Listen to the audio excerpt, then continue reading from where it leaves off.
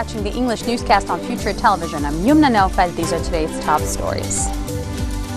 Lebanese Forces Chief Samir Jaja sounds optimistic after meeting Hariri about a solution to the presidential crisis on October 31st. Security forces battled for a second day with Daesh, who infiltrated Kirkuk in Iraq, and a rattle and a ramp up to the offensive to retake Mosul. And the Democratic Gathering parliamentary bloc will meet to discuss the latest developments with regards to the file of the presidency. We begin today with Walid Jumblat, the Democratic Gathering parliamentary bloc chief. He is expected to meet to discuss the latest developments with regards to the thorny file of the presidency and to decide for whom to vote during the upcoming election session following the endorsement of MP Michel Aoun by the Future Movement chief Saad Hariri. Chief of the bloc, Walid Jumblat, called his 11 deputies for a meeting in Mukhtara to decide the bloc's path during the voting process in a parliamentary session scheduled this October 31st to elect a president. The bloc's meeting comes after former Prime Minister Saad Hariri endorsed the presidential nomination of Free Patriotic Movement founder Michel Aoun.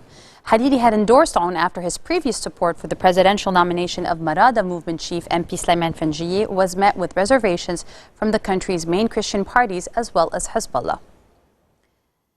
And so, Interior Minister Nuhad Mashnou is warning that backing MP Michel Aoun for president could be the Future Movement's last compromise to its opponents, as Washington is cautiously hoping former Prime Minister Saad Hariri's initiative would end the deadlock. In the first U.S. comments on Hariri's endorsement of Aoun's candidacy for the presidency, Secretary of State John Kerry told reporters at the State Department he does not know what the results of the endorsement could be, but they're very hopeful. The stalemate on the issue of the presidency is hurting Lebanon. Lebanese Forces leader Samir Jaja sounded optimistic after meeting Hariri Friday night about a solution to the crisis on October 31st. He said, "We are on the road to solving the crisis, and the first step is the election of a president. And we will have a president on October 31st. Security forces are battling for a second day with Daesh gunmen who infiltrated Kirkuk in a brazen raid that has rattled Iraq as it ramps up an offensive to retake Mosul. A day after the shock attack on the Kurdish-controlled city, extremist snipers and suspected suicide bombers are still at large, prompting Baghdad to send reinforcements. Special counterterrorism and intelligence units were hunting down some of the dozens of ISIS fighters who stormed public buildings in the early hours of Friday. The toll is confirmed by a source at the Kirkuk Health Directorate, which called for blood donations to assist with the emergency. The Brigadier General said at least 25 extremist attackers had been killed so far and several others wounded, including a Libyan believed to be among the raid's leaders.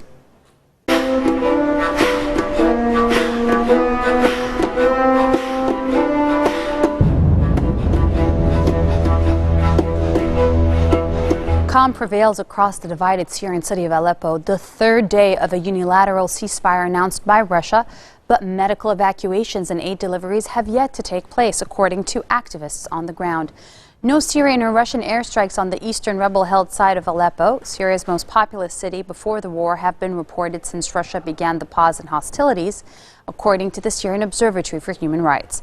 But rebels have said they cannot accept the ceasefire, which they say does nothing to alleviate the situation of those who choose to remain in rebel-held Aleppo, and believe it is part of a government policy to purge cities of political opponents. The Syrian army and Russia have called on residents and rebels in besieged eastern Aleppo to leave the city through designated corridors and depart for other insurgent-held districts under a promise of safe travel. And so the Syrian army attacked the village of Kminas with chemical weapons in March 2015, according to UN experts. They are saying that they were unable to determine who was responsible for two other chemical weapon attacks against Binish and Idlib province in March 2015 and Kafr Zita and Hama in April 2014.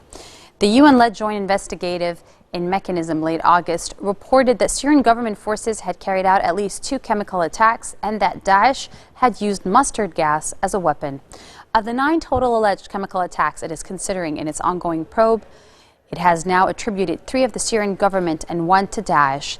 It is in its 4th report, and investigators are concluding there is now sufficient information to say that the attack was caused by a Syrian Arab Armed Forces helicopter dropping a device from a high altitude, which hit the ground and released a toxic substance that affected the whole population. Coming up next, U.S. elections and more. Stay with us. We'll be right back.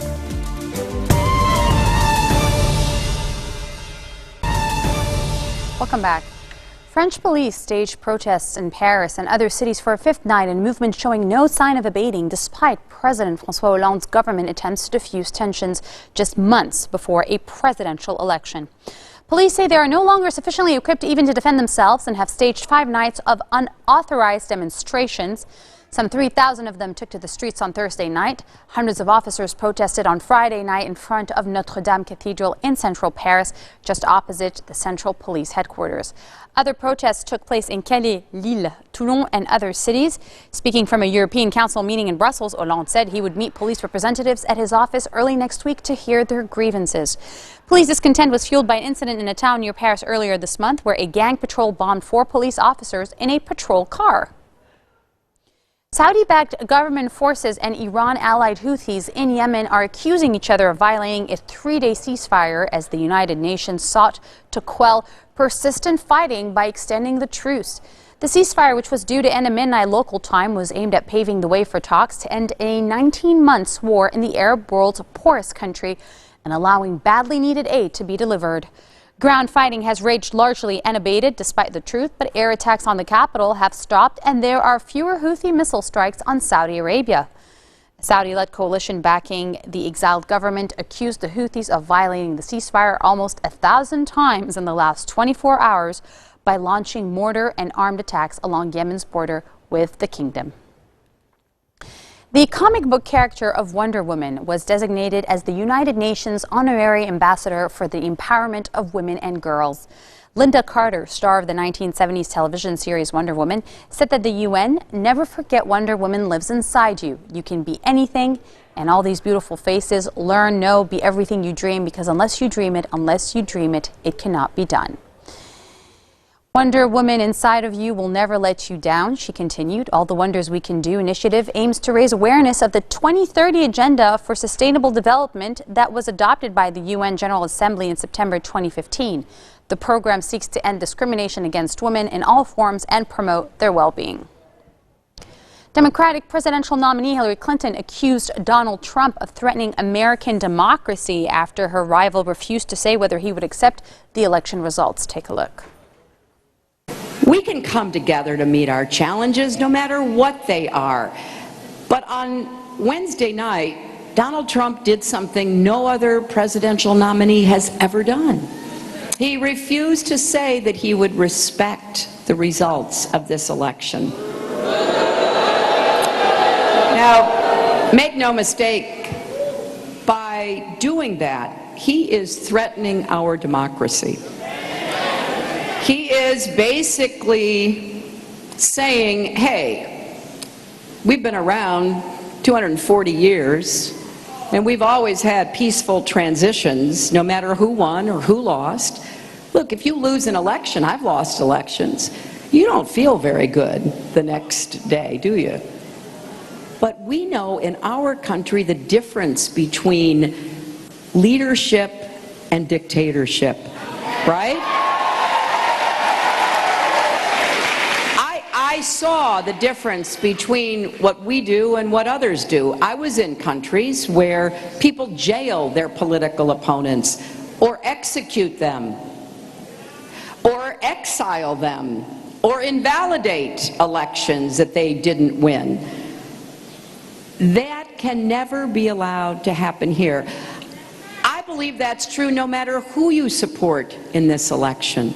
Whether or not you support me or you support my opponent, together we must support American democracy and the country that has given every one of us so many opportunities. Let's go out and prove that love trumps hate. Thank you. Republican presidential nominee Donald Trump attacked U.S. President Barack Obama over his Philippines policy, alleging the United States had grown so weak that the pro-American Asian country was turning towards China and Russia. Philippine officials sought on Friday to play down comments by President Rodrigo Duterte, who announced his separation from the U.S. a day earlier, saying their country will maintain U.S. trade and economic ties. Duterte made his comments in Beijing, where he told Chinese and Philippine business people at a forum in the Great Hall of the People that America had lost now. Duterte's efforts to engage China months after a tribunal in The Hague ruled that Beijing did not have historic rights to the South China Sea in a case brought by the previous administration in Manila marks a reversal in foreign policy since the 71-year-old former mayor took office on June 30th. So U.S. First Lady Michelle Obama did not mention Donald Trump's name once as she criticized the presidential candidate over his remarks about women and whether he would accept the election results at a rally in Phoenix. Asked at the third presidential debate if he would commit to a peaceful transition of power, the businessman turned politician replied, "I will keep you in suspense." Our democracy is revered around the world, and free elections are the best way on earth to choose our leaders. This is how we elected John F. Kennedy, Ronald Reagan, two George Bushes, Bill Clinton, and Barack Obama. It has worked for decades. We are fortunate, and I have traveled the world, we are fortunate to live in a country where the voters decide our elections. The voters decide who wins and loses, period, end of story. And when a presidential candidate threatens to ignore our voices and reject the outcome of this election, he is threatening the very idea of America itself. And we cannot stand for that. You do not keep American democracy in suspense. Because look, too many people have marched and protested and fought and died for this democracy.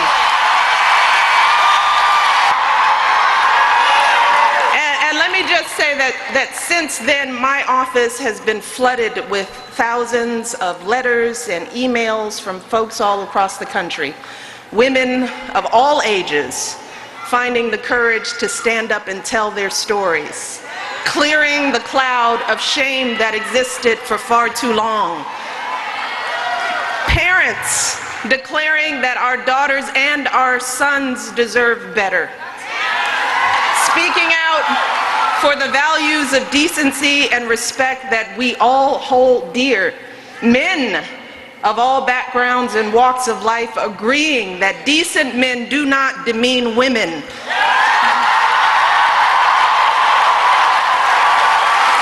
And we shouldn't tolerate this behavior from any man, let alone a man who wants to be the president. This marks the end of our bulletin for today. Now for a reminder of our headlines. Lebanese Forces Chief Samir Jaja sounds optimistic after meeting Hariri about a solution to the presidential crisis on October 31st. Security forces battle for a second day with ISIS gunmen who infiltrated Kirkuk in a brazen raid up an offensive to retake Mosul. And the Syrian army attacks at the village of Kmenas with chemical weapons in March 2015. UN experts are saying those were chemical attacks. Those are your Saturday headlines live on Future Television. I'm Yumna Naufal, wishing you all a great weekend. Have a good one.